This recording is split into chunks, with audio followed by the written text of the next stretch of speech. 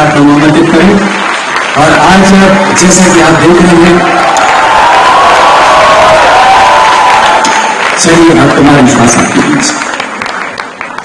एक भारतीय आत्मा के नाम से भारतीय जनमानस में चिरस्थायी स्थान बना चुके पूज्य दादा की स्मृति को प्रणाम करता हूं।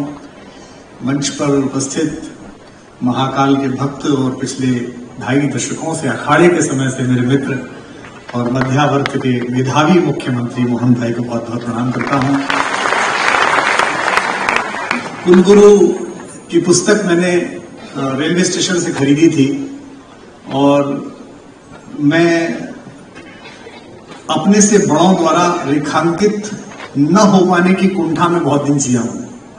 तो मुझे सदा लगता है कि मुझसे अच्छा अगर कोई कुछ भी कर रहा है, उससे अपरिचय भी हो तो भी उसका संपर्क सूत्र ढूंढ के उसे फोन करो, उसे कहो कि तुमने बहुत अच्छा काम किया है। तो मैंने वो किताब ली और उसमें मैंने भाषा पढ़ी, उपन्यास तो था ही, तो मुझे समझ नहीं आया कि किससे नंबर लूं। तो मेरे पुराने मित्र कवि सम्मेलनों के संयोजक प्रवीण भाई बैठे हैं इंदौर से, मैंने उनको फोन किया कि क्या आप इनको जानते हैं? तो बोले हाँ मेरे मित्र हैं। तो मैंने नंबर लिया और पहले मैंने 5 मिनट कविता की उस किताब की विषय वस्तु पर चर्चा की। वो 3 बार उन्होंने पूछा कि आप कौन बोल रहे हैं? तो मैंने कहा मैं एक पाठक बोल रहा हूं। ये भी मेरे लिए काफी सुखद था कि मध्य प्रदेश में एक ऐसा व्यक्ति भी है जो मेरी आवाज से मुझे नहीं पहचान पा रहा। इससे ही पता चलता है कि वो कितने तटस्थ व्यक्ति हैं। हो गए आप अपने घर के, हम नहीं जानते। तो फिर मैंने इनसे अंत में कहा कि मैं कुमार विश्वास बोल रहा हूं और आपकी किताब, तो उन्हें बड़ा अच्छा लगा।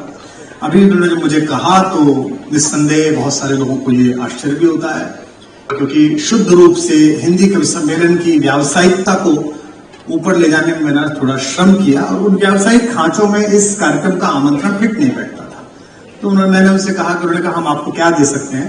तो मैंने कहा मुझे आप बस विद्यार्थी दे दीजिए, मैं जहाज पकड़ के खुद आ जाऊंगा अपने यहाँ। जो आगे सभी सज्जन लोग बैठे हैं, सभी परिचित हैं, महनीय हैं, ये संवाद के स्तर से ऊपर उठ गए हैं। इनका जो कुछ होना था हो गया। मेरे को ऐसा कोई भ्रम नहीं है कि मैंने कुछ बोल के सुधार लूंगा या इन्हें कुछ बात सिखा दूंगा, ऐसा कुछ है नहीं। जो पीछे बैठे उनके सामने पूरा कर्म क्षेत्र पड़ा हुआ है, सबके सामने। और सबसे अच्छी बात यह है कि आप सब में से अधिकांश लोग यहां से पढ़ने के बाद मेरे घर आने वाले हैं। मैं नोएडा में फिल्म सिटी के पास रहता हूं, जहां 200 चैनल, सारे अखबारों के स्टूडियोज हैं, वहां काम भी करता हूं। तो ये सब बच्चियां हमारी बेटियां, ये सब बच्चे हमारे, ये सब मुझे फ्लोर पे मिलने वाले हैं, एंकर की तरह इंटरव्यू लेने वाले हैं, बाइट लेने वाले हैं, फोटो ले लेने वाले हैं। मैं 2 बिंदुओं पर अपनी बात केंद्रित करूंगा। एक जो मूल विषय विश्वविद्यालय ने मुझे दिया है, रामकथा में संप्रेषण और संचार, और दूसरा आधुनिक पत्रकारिता।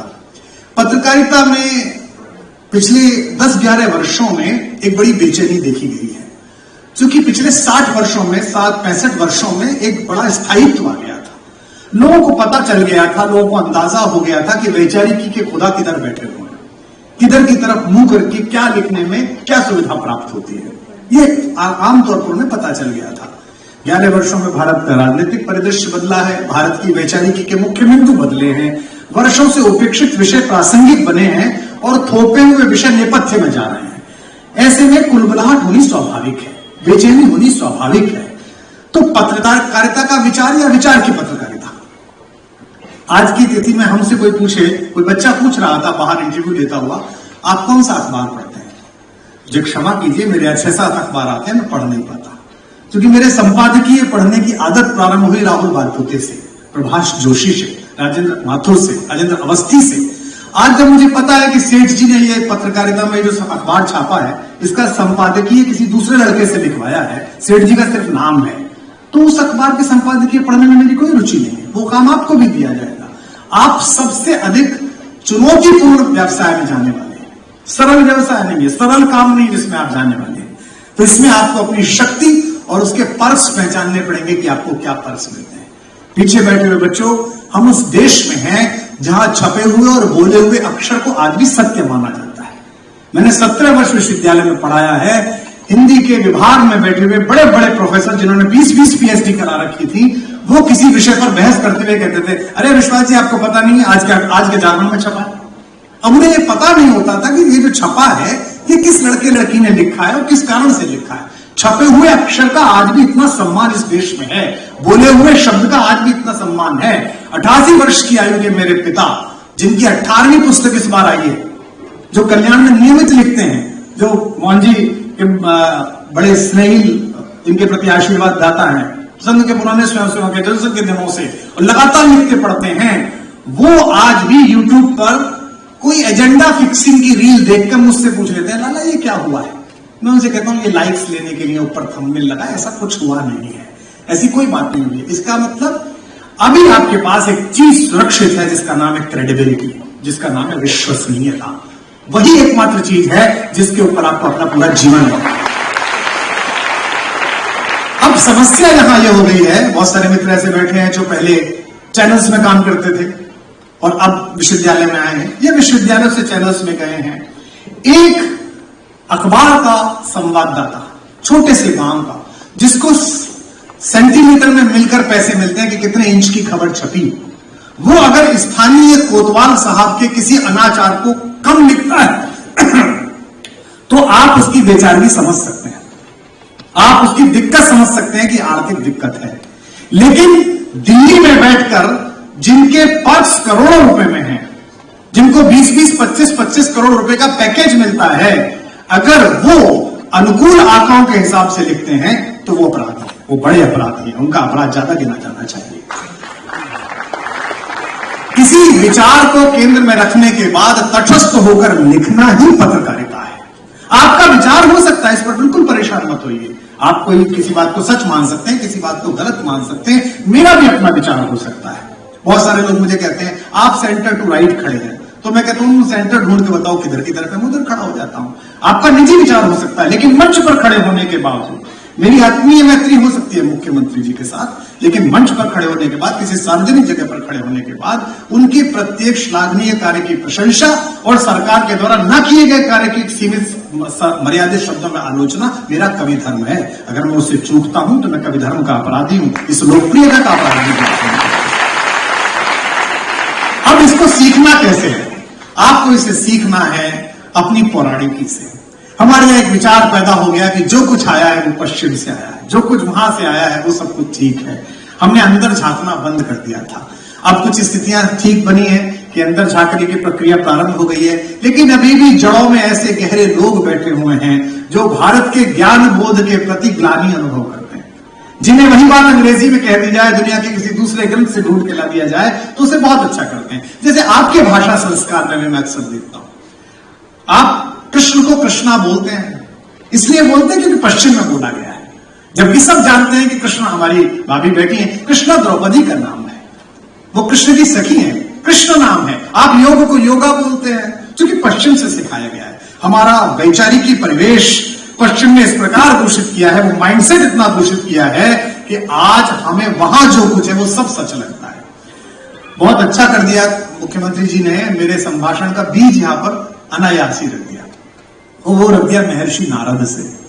विचार और पत्रकार के बीच का अंतर नारद सिखाते हैं। नारद जी के मन में प्रतिपल नारायण चलता है। सब जानते हैं नारद जी बनाने हो टेलीविजन में, फिल्में बनाने हो तो क्या एक व्यक्ति बनाओ और वो नारायण नारायण करता, लोग समझ जाएंगे नारद है। कोई ये नहीं कहता कि यह याज्ञवल्क्य है, कोई ये नहीं कहता कि ये गौतम है, कोई ये नहीं कहता कि ये बृहस्पति है, सब जानते हैं कि नारायण है। लेकिन उसके बाद भी नारायण के दरबार में खड़े होकर, इंद्र के दरबार में खड़े होकर यह कहना कि आप सबसे सुंदर नहीं है, पृथ्वी पर इक्ष्वाकुवंशीय राजा पुररवा है जो आपसे भी सुंदर है, यह कहने का साहस उस पत्रकार में है, इसके अंदर नारायण नारायण बजता है। आपके अंदर भारत का संस्कार बजता है, आपके अंदर किसी वैचारिकी का उल्लेख बजता है। आप राष्ट्रीय स्वयंसेवक संघ की विचारधारा से प्रेरित हैं, आप वामपंथ की विचारधारा से प्रेरित हैं, आप हो सकते हैं, यह आपका निजी बौद्धिक चयन है। लेकिन इन वैचारिकियों से प्रेरित होने के बाद भी पत्रकार के रूप में इन्हीं वैचारिकियों के सम्मुख सत्य बोलने का साहस ही आपको पत्रकार बनाता है। वही आपको गणेश शंकर विद्यार्थी बनाता है, वही आपको माखन दादा बनाता है। बाहर निकलते हुए हमने जो हेडलाइन देखी, उस हेडलाइन को लिखने के लिए साहस चाहिए था। पत्रकारिता के बहुत सारे बच्चे जो कि सभी मित्र हैं पत्रकारिता के, बड़े संस्थानों के मालिक और उनके महत्वपूर्ण लोग, तो अक्सर साल में 20-30 सिफारिशें आती हैं। आज तक में बोल दीजिए, भास्कर में सुधीर को बोल दीजिए, यहां बोल दीजिए, प्रवीण जी ने यहां बोल दीजिए, आती हैं ऐसी। सबसे बड़ी बात पता है क्या पूछते हैं वो बच्चे, क्या चाहते हैं पर्क्स कितना मिलता है, कितना मिलेगा।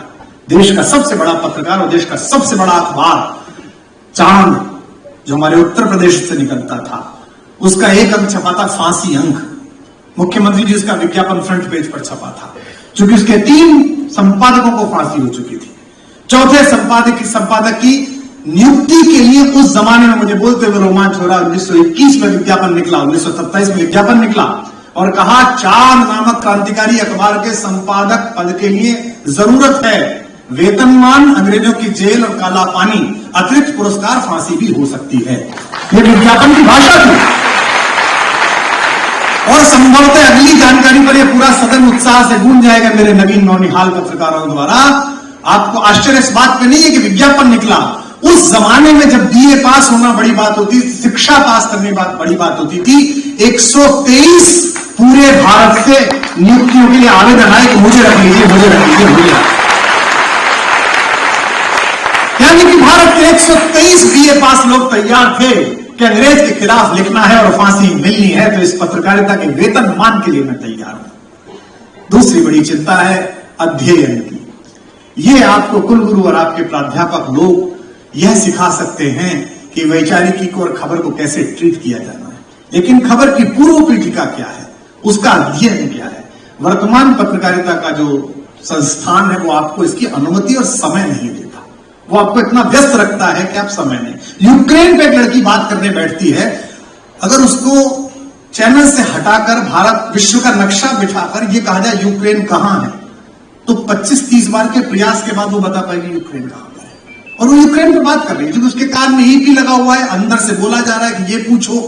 मुझे बड़ा आश्चर्य होता है कि लोक कोकिला लता मंगेशकर जी के दिवंगत हो जाने पर भी शोक के बारे में फोटो लेते हुए देश के पहले दूसरे चैनल की बच्ची बैठी हुई कहती है, कुमार जी बाकी तो बहुत अच्छा है, आपने शोक प्रस्तावना की, अपने अनुभव बताए, इस अवसर पर कोई कविता हो, क्योंकि उसको ये कहा जा रहा है, उसको पीछे से ये कहा जा रहा है। तो एक पूरी पीढ़ी अखबार के बिना प्रशिक्षण के वहां तक पहुंची है। यहां जिन लोगों को कैरियर बनाना है वो कुछ भी कर लें।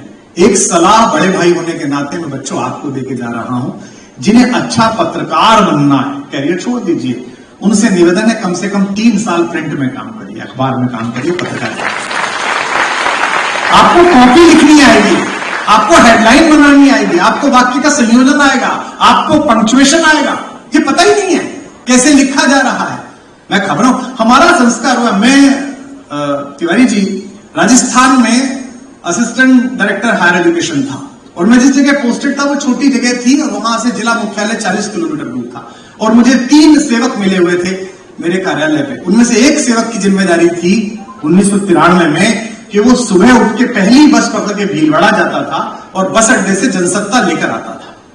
जब तक मैं प्रभात जी का संपादकीय न पढ़ूं, जब तक मैं ज्योतिर्मय न पढ़ूं, जब तक मैं आप ही के यहाँ का तेजाबी तेवर वाला आलोक तोमर ना पढ़ लूं, कुमार आलोक ना पढ़ लूं, कुमार संजय सिंह ना पढ़ लूं, तब तक मुझे बेचैनी रहती थी कि खबर ठीक से आई नहीं।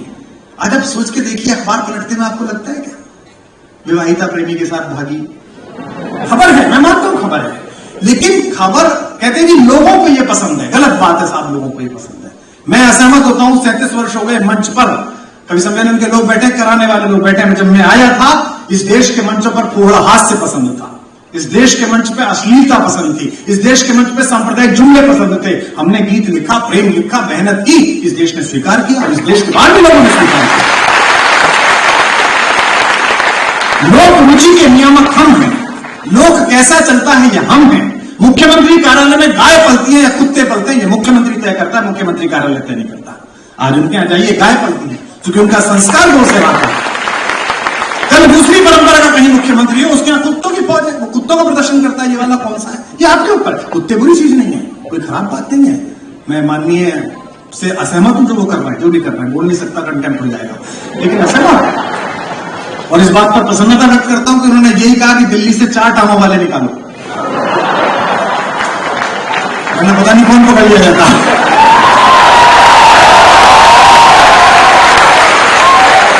लेकिन ये निजता का संस्कार, ये निजता का संस्कार है कि व्यक्ति तय करता है कि उसे परिसर कैसे चलाना है।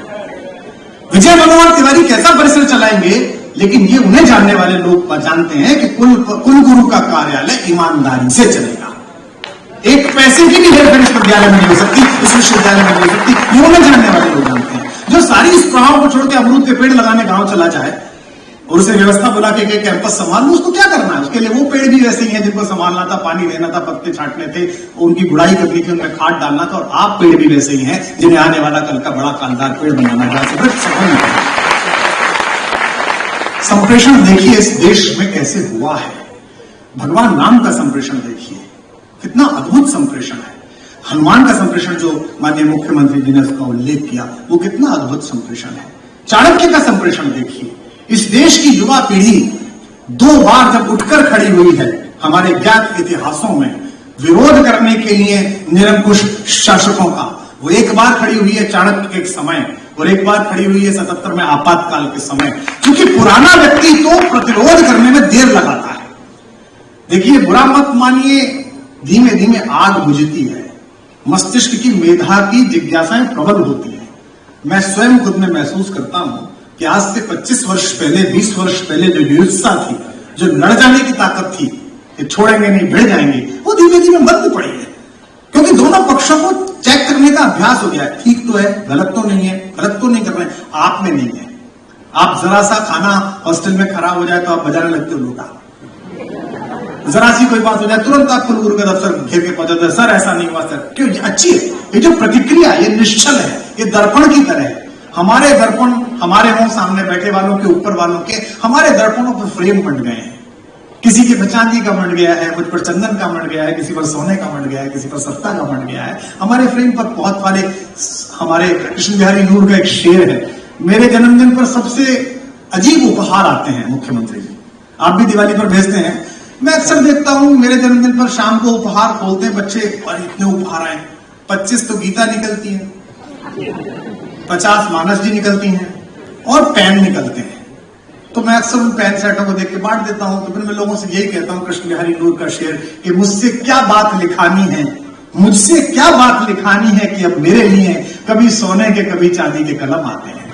तो आप तक सबसे अच्छी प्रतिक्रिया युवाओं की होती है। चाणक्य ने इस क्षमता को पहचाना, एक गुरु ने इस क्षमता को पहचाना, और कुलगुरु जी और यहां बैठे हुए प्रोफेसर्स, इन सब जो बैठे हुए हैं, ये मत सोचना कि ये चैनल हेड क्यों नहीं बने और यहां क्यों आए हैं। ये वो सीखे हुए लोग हैं जो आपको सिखा सकते हैं। जब सेल्यूकस भारत में सिकंदर के प्रतिनिधि के रूप में रुका और उसका संघर्ष चाणक्य के शिष्य चंद्रगुप्त के साथ हुआ, तो ये 2 राजाओं की लड़ाई नहीं थी, ये 2 विश्वविद्यालय कैंपसों की बौद्धिक क्षमता का संघर्ष था। और इसमें राजाश्रय के सहारे पढ़ा हुआ अरस्तु का विश्वविद्यालय हार गया और जंगल से उठा हुआ चाणक्य का विश्वविद्यालय जीत गया। भारत का संघर्ष। चाणक्य ने जिन 5 लोगों को बात सिखाई कि अगर यूनानी आ गए तो आग लग जाएगी, महिलाएं दूषित हो जाएंगी, जंगल काट दिए जाएंगे, नदी खराब हो जाएंगी, उसने किसी राजसत्ताओं के तौर पर बात नहीं कही। उसने कही सार्थवाहों से जो गाड़ियां चलाते हैं, जो रास्ते पर बात करते हैं। उसने कई पिठ मर्दों से जो मालिश करते हैं, क्योंकि इस समय आदमी सबसे रिलैक्स रहता है, आदमी बात करता है। उसने कहा वैश्याघरों में, जहां आनंद प्रमोद के लिए लोग सुरा पान के ले जाते हैं, वहां का। उसने कहा सार्थवाहों के साथ जाने वाले व्यापारियों से कि अगर आ गए तो सब छिन जाएगा।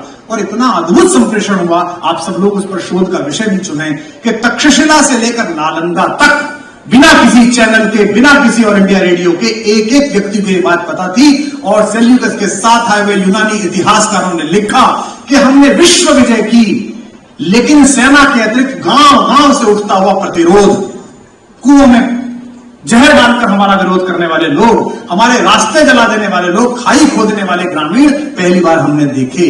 आम आदमी को इस प्रतिरोध के लिए तैयार किया चाणक्य के कम्युनिकेशन सेंटर ने, उसके पत्रकारिता के कौशल है। और यही बात आपातकाल के दौरान, मैं तो 7 वर्ष का था, छोटा सा था, और पिताजी शहर के सबसे समादृत व्यक्ति थे, संस्कृत के आचार्य, हिंदी के प्रोफेसर। एक दिन मैं सुबह उठा तो मेरी मां बैठी हुई थी आंगन में, 5-7 मोहल्ले की औरतें, छोटा सा घर था 90 गज का, जिसमें 3 कमरे थे और बाकी टीन के छप्पर थे, टीन के शेड थे जिनमें हम सोते थे। जाड़ों बरसात के दिनों में थोड़ी ज्यादा रात को बरसात आ जाए तो आगे वाला खटोला उठा के पीछे किसी भाई के पास सोना पड़ता था। यही समय था। देखा तो माता बैठी हुई रो रही है और कुछ लोग खड़े, तो क्या हुआ? बड़े वाले भाई से पूछा, मैंने कहा पिताजी को पुलिस ले गई। तो हमारे मन में यह था कि पुलिस अपराधियों को ले जाती है, चोरों को, डकैतों को ले जाती है। लेकिन हमें पता चला कि अमर उजाला में उनका एक लेख छप गया संपादकीय के बगल में, उस समय की शासिका के खिलाफ, जिसकी तुलना उन्होंने औरंगजेब से कर दी। और सुबह विश्वविद्यालय के एक प्राध्यापक को इस आरोप में उठा लिया गया कि ये रेलवे के सिग्नल को तोड़ने की कोशिश कर रहे थे, और एक समय वहां बताया। लेकिन उस समय भी जयप्रकाश नामक एक व्यक्ति ने, एक बुजुर्ग आदमी ने, जो आजादी के आंदोलन में भी खड़ा था, जब लौ उठाई तो घिसे पिटे नेता तो बाहर देख कर आए। सबसे पहले बाहर तो आप निकले, युवा निकले, विश्वविद्यालय के छात्र निकले। मुख्यमंत्री जी को याद होगा 0 ईयर घोषित किया गया था, सबको पास किया गया था, क्योंकि अधिकांश बच्चे आंदोलन के अंदर आ गए थे। रामकथा में भी संप्रेषण का यह कौशल आपको देखने को मिलता है। जब भगवान राम वनवासियों से, वंचितों से, दलितों से, पिछड़ों से संवाद करते हैं, इस पूरे मार्ग में गुजरते हुए उन्होंने जिनसे संवाद किया है, उस कभी भी अपनी प्रभुता और गुरुता का बखान नहीं किया। एक सामान्य नागरिक की तरह वो उनसे मिले, सामान्य हितचिंतक की तरह मिले, और संस्कृतियों का सम्मान करना। 2 संस्कृति अलग अलग है, एक वानर संस्कृति, एक राक्षस संस्कृति है। वानर संस्कृति में अनुज वधू के साथ विवाह निषेधित है, वो वनवासियों की, प्राकृतिक लोगों की। राक्षस संस्कृति में उचित है। राम जी एक ही यात्रा में 2 काम करते हैं। बाली को इसलिए दंड देते हैं कि उसने अपनी अनुज वधू पर कुदृष्टि डाली, और कहते भी हैं मरते हुए वाली से, अनुज वधू भगनी सुत नारी सुन सठ कन्या समेचारी, इन्हें कुदृष्टि विलोके जोई ताई हने कछ दोष न होई। और उधर लंका में जाकर रावण के दिवंगत हो जाने के बाद रावण की पंचकन्याओं में पूजित हमारे मेरठ की रहने वाली माता मंदोदरी का विवाह वहां के राजा विभीषण से करा देते हैं, क्योंकि संस्कृतियों का आदर है। आज नॉर्थ का पत्रकार दक्षिण में नहीं खपता, दक्षिण का पत्रकार नॉर्थ में नहीं खपता।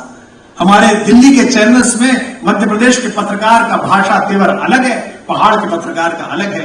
यह जो राष्ट्रीय एकता और समरसता है, यह भी इस कैंपस से आप लेके जाए। और संयोग से मैं ऐसी जगह खड़ा हुआ हूं जहां इन दिनों राष्ट्रीय समरसता के सांस्कृतिक पृष्ठ को गढ़ने वाले आचार्य की बड़ी भूमिका रही है। ये आचार्य शंकर की भी कर्मभूमि है। आचार्य शंकराचार्य भी यहीं से गुजरे हैं, और उनका उनका भव्य काम अभी मुख्यमंत्री जी के नेतृत्व में हो रहा है। तो आप सबसे आने वाले कल के लिए जो 2-3 बात मुझे कहनी थी, उनमें से 1-2 बात और रहेगी, उसके बाद मैं विराम दूंगा आपको। आप जब चैनल्स में जाएंगे, आप जब यहां से पढ़ के जाएंगे, सबसे पहले तो आप अपनी परंपरा का इतिहास पढ़ें। कैसे? अधिकांश बच्चों को पता होना चाहिए कि गणेश शंकर विद्यार्थी किस आग में कूदे थे। अधिकांश बच्चों को पता होना चाहिए कि कानपुर के उस दंगे में हुआ क्या था। उसी कानपुर से कुछ और पत्रकार भी निकले हैं आज, जो देश की राजनीति में भी प्रबल है और देश के अर्थतंत्र में भी प्रबल है। हो सकता है वो शक्तिशाली हो सकता है उनका स्वयं का चैनल हो सकता है उनकी स्वयं का बड़ा साम्राज्य हो, लेकिन गणेश शंकर विद्यार्थी की तरह याद नहीं किए जाएंगे। हेतु पता कर लो लाइफ का, जीवन का हेतु पता कर लो। उपदेश में नहीं कह रहा बेटा, अपने जीवन से सीख कर कह रहा हूं। जहां मैं खड़ा हूं, मेरे ऐसे होने पर 1000 लोग दुखी हैं कि मैं ऐसा क्यों हूं। लोगों को लगता है कि मैं उधर क्यों नहीं हूं, मैं उधर क्यों नहीं हूं, मैं वहां क्यों नहीं चला गया। लेकिन ये चयन है, क्योंकि आप अंदर की डेस्टिनी पहचान लो। अगर इस विश्वविद्यालय में एडमिशन लिया है तो पत्रकार बनने के लिए लिया है, कुछ और बनने के लिए तो लिया नहीं है कि कुछ नहीं कर पा रहे थे तो यहां आ गए। यहां तो एडमिशन भी बहुत मुश्किल से होता है, आपका टेस्ट ही बड़ा मुश्किल है, कुछ ही बच्चों का हो पाता है। तो आप सब मेहनत से यहां पहुंचे हैं। अब आपको कॉर्पोरेट का पत्रकार बनना है, आपको कॉर्पोरेट कम्युनिकेशन में जाना है। अच्छा, कुछ बच्चियां परेशान है, हो सकता है तुम फंस गए, कोई दिक्कत नहीं है, पर बेटा आ गए हो, लैंड कर गए हो, तो पत्रकार के अलावा कुछ नहीं कर सकते। जितनी जल्दी डेस्टिनी पहचान लोगे, उतनी जल्दी जीवन सफल होगा। हमसे लोग कहते हैं कि इस व्यावसायीकरण के कारण भी कहते हैं कि कवि सम्मेलन की कविता महंगी कर दी। बाहर भी एक बच्चा पूछ रहा था, 35-40 लाख की कर दी। इसलिए नहीं कर दी कि स्वयं को चाहिए, कुछ दिन की बात हो, उसके बाद तो ये भी बदलना है, ये भी जानना है, कुछ और ही आना है शरीर पर। ये इसलिए कर दी क्योंकि एक बार इस संस्थान को सम्मान मिल जाए। अन्यथा धन हेतु नहीं है कलाकार का और पत्रकार का, धन हेतु नहीं है। दुनिया के किसी भी आत्मदीपित मस्तिष्क और आत्मा का सबसे बड़ा दुरुपयोग है उससे धन कमाना, और ये कमाने के बाद मैं सीखा हूं। इसलिए आप भी कमाओ, कोई दिक्कत नहीं है, लेकिन नैतिकता के साथ कमाया। इसीलिए काजल की जिस कोठरी में गया था प्रवास करने के लिए, वहां से मैं निष्कलंक निकल कर आया, आनंद के साथ बाहर आया। क्योंकि आपकी नियति है कवि होना, आपकी नियति है सार्वजनिक संवाद करना। आप थोड़ी सी मेहनत करके दिल्ली की थोड़ी मेहनत करके, भोपाल की मेहनत करके, रायपुर की मेहनत करके, कितनी भी मेहनत कर लूं मैं इतना धन नहीं कमा सकता कभी भी जीवन में, पूरे जीवन में, कि मैं मुकेश भाई के बराबर हो जाऊं। और मुकेश भाई 1000 नोबेल पुरस्कार विजेताओं के ट्यूशन लगाने, वो कभी मेरे बराबर बोलने की क्षमता नहीं रखते। हम दोनों के बीच एक समझौता होना चाहिए। अगर उनके घर पर भोजन कराने के लिए 20 व्यक्ति है तो मेरे घर पर भी भोजन कराने के लिए एक व्यक्ति तो होना चाहिए। उनके पास अगर 100 गाड़ियों का फ्लीट है तो मेरे पास भी 2 वाहन तो होने चाहिए। इतनी ही मुझे अर्थ की तृष्णा होनी चाहिए और अपने शेयर ब्रोकर्स को साल में एक बार अपनी प्रगति की बात वो बता सके, इतने उनके पास शब्द होने चाहिए। यदि मैं उससे ज्यादा धनी बनने का प्रयास करूंगा तो मेरा नाश निश्चित है, और उससे ज्यादा वो वक्ता बनने का प्रयास करेंगे तो उनकी कंपनी का डूब जाने चाहिए। ये जितने यहाँ प्रोफेसर्स बैठे हैं, कुलगुरु बैठे हैं, इनका एकमात्र काम है, जिस गर्वबोध के साथ आज कुलपति ने, कुलगुरु ने ये बताया कि मैं इस विश्वविद्यालय के दूसरे सत्र का टॉपर हूं, मैं अपने जीवन की विदा बेला में, अवसान बेला में ऐसे ही सामने अतिथि के रूप में बैठे हुए तुम में से एक बच्चे को यहां खड़े होने का स्वप्न पालता हूं, विश्व के सबसे बड़े संस्थान में खड़े होने का स्वप्न पालता हूं। या किसी एयरपोर्ट की लॉन्ज में मिलते हुए, पैर छूते हुए तुम में से किसी एक बच्चे से, बच्ची से सुनना चाहता हूं कि मैं आजकल इस चैनल का हेड हूं, आप हमारे कैंपस के शुभारंभ सत्र में आए थे। क्योंकि जो आकर्षण वहां है, देखिए जीवन चलाने के लिए तो आपको भेजा गया है तो उतना तो आपको मिलना चाहिए, 2 वक्त का भोजन हो, सुविधाएं हो, और इतना सारे संस्थान देते हैं। मैं अपने ब्यूरोक्रेसी के दोस्तों में भी कहता हूं, मेरे ब्यूरोक्रेसी के बहुत पुराने मित्र यहां पर बैठे हैं, आचार्य साहब, और भी बहुत सारे मित्र हैं। आजीवन चिंता करती है व्यवस्था आपकी, आजीवन घर, आजीवन मकान, आजीवन सब चीजें चिंता करती है। इससे आगे की चिंता, इससे आगे की निजता की चिंता आपके नैसर्गिक पतन का सहज मार्ग है। तो पत्रकार मित्रों और भविष्य के पत्रकार मित्रों जो यहां बैठे हो, ये रील्स में चमकते हुए चेहरे जैसे मैं अक्सर देखता हूं आप, और मुझे बड़ी खोफ्त होती है कि बंबई में एक दूसरे कैडर के अभिनेता, पहला कैडर का है भी नहीं, उनकी तीसरी पत्नी के दूसरे बच्चे के पीछे आप भागे हुए। अब वो मुड़ा, अब उसने खाया, अब उसने खिलौना गिराया, वो तो उन लोगों ने सुविधा नहीं दी वरना बाथरूम में भी जाए। मैं ये नहीं कहता कि सूचना नहीं मिलनी चाहिए। अब आप क्या कहते हैं, लोग ऐसा देखना चाहते हैं। नहीं, लोग देखना नहीं चाहते, आपने ऐसा देखना सिखाया। आपको ये सरल लगी, आपको ये बात बहुत अच्छी लगी। हाँ, टैरिफ बढ़ती हुई, टैरिफ में वो जो एक बुरे बालों वाला फूफा है,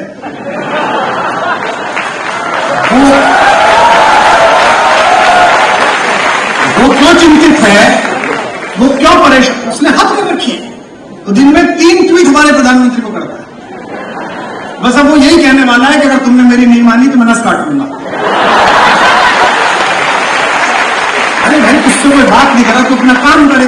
एक स्वाधीन देश है और दूसरे प्रकार का नेतृत्व है। ये जो ऐसी तरह से आर्म ट्विस्टिंग करने वालों के साथ क्या करता है, ना पता हो तो कांग्रेस में मित्र उनसे पूछ ले, वो बता देंगे क्या करता है। तो इसमें जिसने तुम्हें बताया कि उनके सलाहकार है वो ठीक नहीं है, मुझे लगता है। इस पर आपको अध्ययन करना पड़ेगा कि बढ़ती हुई टैरिफ की धमकी के बीच भारतीय अर्थव्यवस्था का कैसे पुनरुद्भव संभव है, कैसे हमारा छोटा काम करने वाला, मध्यमवर्ती काम करने वाला, जिस पर आप बड़ा काम कर रहे हैं, मेले लगा रहे हैं, उसको आप कैसे खड़ा कर सकते हैं। मैं सुबह उठता हूं तो पहला कोलगेट मुझे बाहर का मिलता है, मुझे पहला ब्रश बाहर का मिलता है। ब्रश नहीं बना सकता क्या भारत, एक रेजर नहीं बना सकता, यह अच्छा अवसर मिला है। मुझे आज भी याद है कि अटल बिहारी वाजपेयी जी ने पोखरण का विस्फोट किया था और इसके दूसरे वाले जो फूफा थे उन्होंने हम पर बैन लगाया था। उसके बाद भी हम जीवित रह गए थे, क्योंकि इनको यह नहीं पता कि हम महाराणा प्रताप की उस वंशवेल के पुष्प हैं जो घास की रोटी खाते हैं। 150 करोड़ लोगों का स्वतः स्फूर्त देश है, आत्मस्फूर्ति से दीपित है। इसमें सरकार केवल तटबंध बनाकर इस पानी का नियमन कर दे। और एक बात मुझे बहुत अच्छी लगी जो मुख्यमंत्री जी ने कहा कि हम तो जो भी सीट बेल्ट बांध देता उसके साथ है। शिक्षा के हर परिसर में मैं यह कहता हूं, विधायी रूप से आप इस संस्थान के सर्वोच्च पद पर हैं मुख्यमंत्री जी, लेकिन शिक्षा और कला ये 2 क्षेत्र ऐसे हैं जिनमें सत्ता का नियंत्रण नहीं, प्रबंधन आवश्यक है।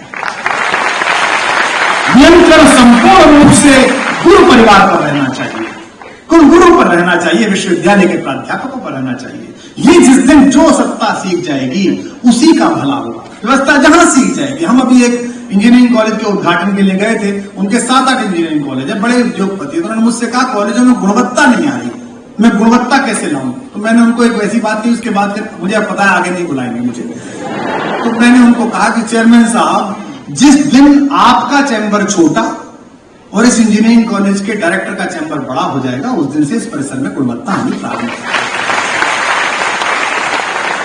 बहुत दिन बाद मैंने एक कुलगुरु देखा है, वो जैनी में विक्रम विश्वविद्यालय में डॉक्टर शिवमंगल सिंह सुमन कुलपति हुआ करते थे। भागलपुर विश्वविद्यालय में राष्ट्रकवि रामधारी सिंह दिनकर कुलपति थे। अन्यथा कुलपतियों की, कुलगुरुओं की आभाएं राजनीतिक अतिक्रमणों के कारण क्षीण होने लगी।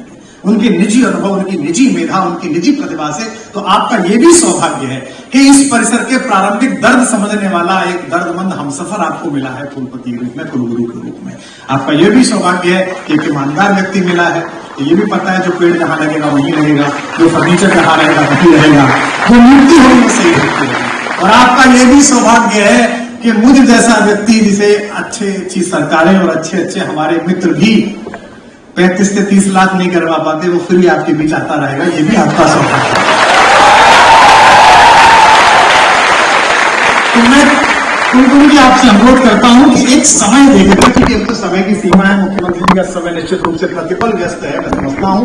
ऐसी भी व्यवस्था बनाइए कि कैंपस में जिसको भी बुलाएं, आप हमें भी बुलाएं, किसी को बुलाएं, तो एक दिन 1 घंटे के लिए नहीं, 6-7 दिन के लिए बुलाएं, जो जाकर क्लास पढ़ाई जाए, बच्चों के साथ संवाद किया जाए। क्योंकि आपके मस्तिष्क से, आपके तो इतने संबंध हैं नोएडा में सबसे, और हमारे भी सबसे संबंध हैं, इनके मस्तिष्क से ये भय जाना चाहिए, ये अपरिचय जाना चाहिए कि ये फला पत्रकार है, ये तो बहुत बड़े हैं। तो आपको पता चलेगा कि जो बड़े हैं वो भी इसी प्रक्रिया से निकले हैं जहां आप खड़े हैं। आपका मार्ग उनसे भी आगे का है, आपकी प्रतिभा और आपकी चेतना उनसे भी विराट है, और सबसे बड़ी बात है आपकी तटस्थता और ईमानदारी उनसे बेहतर तो है ही, इसकी तो कसम खाई जा सकती है। तो आप सब लोगों को अनंत शुभकामनाएं, आयु में बड़े होने के कारण अशेष आशीर्वाद, और जितनी हमारे बच्चे बैठे हैं, जितनी बेटियां बैठी हैं, बेटे बैठे हैं, आप सबका हमारे क्षेत्र के उस जो बड़ा दंगल है समाचार का नोएडा, उसमें स्वागत है। आप सब मिलते रहेंगे, और माखनलाल चतुर्वेदी पत्रकारिता विश्वविद्यालय का परिचय आप देंगे तो आपसे एक अतिरिक्त प्रेम मुझे हो जाएगा कि मैं उसी परिसर के विद्यार्थी से बात कर रहा हूं जहां के 17 आरंभ में यहां आया था। राम कथा में संचार, जो थोड़ा मैंने कहा है, मैं समझता हूं कि 2 ही पात्रों को केवल आप पढ़िए, एक अंगद को और एक पढ़िए आप हनुमान को, और फिर उनकी शक्ति देखिएगा। दुर्भाग्य यह है कि बंबई की अधकचरी मस्तिष्क जीविता ने हनुमान जी को उपहास का पात्र बना दिया। दुर्भाग्य यह है कि उसके बाद भी वो गर्वित थे, और दुर्भाग्य है कि उनसे पूछा गया कि आपने हनुमान जी से गाली क्यों दिलवाई, तो उन्होंने कहा हनुमान जी तो जंगली थे। अरे आप वाल्मीकि रामायण ही पढ़ लेते, जिनके विषय में वाल्मीकि रामायण में स्वयं प्रभु राघवेंद्र सरकार पहले परिचय में कहते हैं, वाक्यज्ञम मधुरम इदम सुग्रीवम सचिव कपि। हे लक्ष्मण, यह सुग्रीव का सचिव निश्चित रूप से वेदों का ज्ञाता है, अन्यथा इतना अच्छा व्याकरण, इतनी अच्छी भाषा कोई बोल नहीं सकता जो ये बोल रहा है। और अब हनुमान जी की पत्रकारिता की तटस्थता का वर्णन देखिए, इस पर आप ध्यान रखिएगा और इसे नोट करिएगा अपने जीवन में सदा।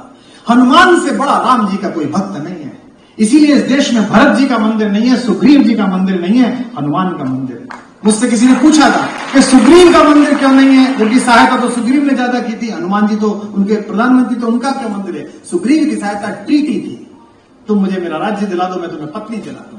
जब आप किसी के साथ ट्रीटी करते हैं, व्यापार करते हैं, तो नुकसान फायदा देखते हैं, आप व्यापार देखते हैं।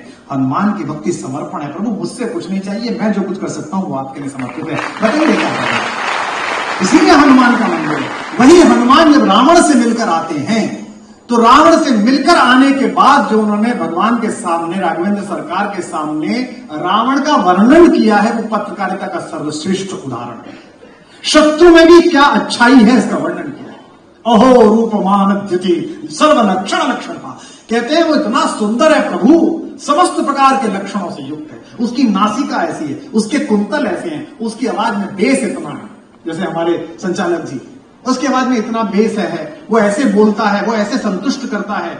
यह किसकी प्रशंसा कर रहे हैं? राम जी के घनघोर शत्रु अनाचारी रावण की जो परिस्थिति का हरण कर चुका है, लेकिन इससे मैं भूमिका में किसमें, पत्रकार की भूमिका में। तो मंत्री जी फूफा लगते हैं, लेकिन चैनल का माइक हाथ में हो और मंत्री जी का अनाचार हो तो अंदर के हनुमान को जगाना कि सच तो बोलना ही पड़ेगा, बात तो करनी ही पड़ेगी। यह सब सर्वोत्कृष्ट उदाहरण है। दूसरा पत्रकार भेजा गया है जानकारी लेने के लिए और बात कहने के लिए, दूसरे पक्ष में अंगद भेजा गया है। अंगद जैसा पत्रकार, इसमें एक बात सदा ध्यान रखना, सब कुछ छोड़ देना, सब में तटस्थ रहना, केवल एक चीज है जिसमें अपनी पत्रकारिता की मर्यादा को भी एक तरफ रख देना, वो है राष्ट्र धर्म, देश पर बात आए। तो ये मत सोचना, क्योंकि हमारे देश में कुछ लोग ऐसे भी हैं जो पत्रकारिता की आड़ में